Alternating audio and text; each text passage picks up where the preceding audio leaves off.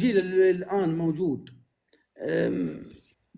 مؤثر زي منيف، زي تأثير منيف منقرة؟ والله نعم فيه شعراء في غنى عن شهادتي وشهادة ونعم. غيري الصراحة، يعني اللي قدموه يشهد لهم. لكن عاد أخاف أتكلم لك على من جهة منيف بتاخذها عنصرية ولا شيء، لكن أنا أتكلم الكلام المعروف عند. لا تكلم اللي عندك أحمد، الناس تسمع.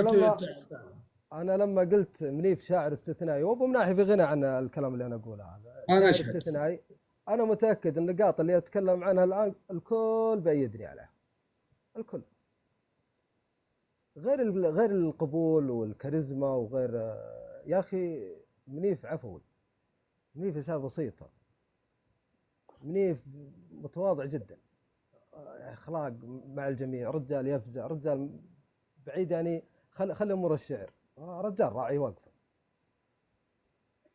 علوم طيبة. ايه يمكن لو شاف شاعر مبتدئ كذا يبغى يلعب والله يقدمه، يا ما صارت. اقول لكم من ناحيه استثنائي. أنا سويت لقاء معاه يا أحمد، والله العظيم يمكن ما أخذ نص ساعة. يا أخي رجل متعة، يا أخي رجل على مستوى ما شاء الله تبارك الله، بالأمانة. وعليك زود.